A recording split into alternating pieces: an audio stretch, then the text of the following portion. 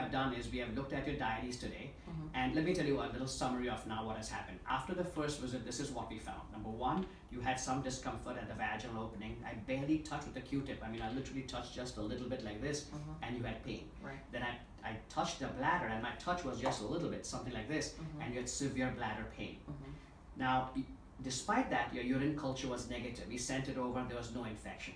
Today, we looked in the bladder and there is no evidence of infection. It means the bladder looks completely normal, so that's all good. Now, we looked at the diaries, and the diaries do show that the numbers are a little bit low and you're going very frequently, So they're not very low, but you're going quite frequently to the bathroom, day and night. Right. So when you put all this together, there is bladder pain, the fact that you have to go to the bathroom very frequently, the fact that you have pain during intercourse, and the fact that the urine culture is negative with a normal cystoscopy examination. All this points towards the nerves causing a problem, this bladder pain syndrome. So in fact, antibiotics should never be given for this problem, never. It's in fact, it's bad to give antibiotics because of the risks and complications of antibiotics.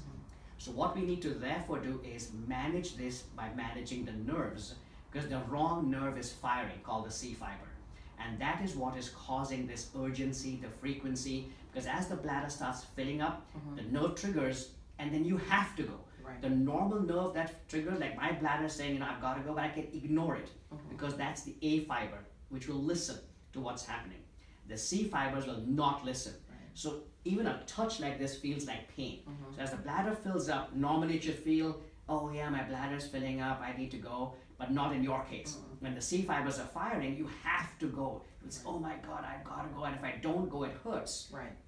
And our goal, therefore, is to change this balance, quieten the C fibers, and put the A delta fibers back in play, the normal nerves, And how do we do this? So one is dietary changes, trying to avoid foods that bother the bladder. Number two is making sure that amount of fluid that you're taking is also appropriate, within about 60 ounces a day. Then putting on specific medications to control these nerves. Right. A classic medication we shall be starting is amitriptyline. Great medication. It typically is given for controlling these pelvic nerves and works very well.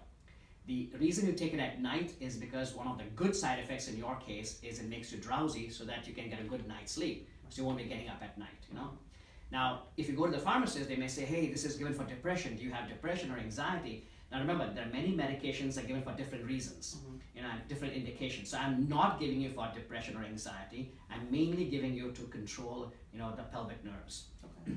Very well established, has stood the test of time, and it's inexpensive. So all good stuff, Plus, the side effects is a great effect in your case.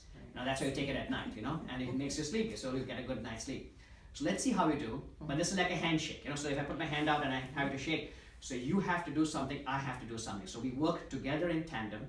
You watch your diet, you watch what you take, you have to use some de-stressing agents, don't get hyper excited. So yoga, meditative things help, and then I will help you and see how this combination works, medication and the dietary modifications with certain specific exercises. Okay. Make sense? Yes. Any questions about that? No. Excellent.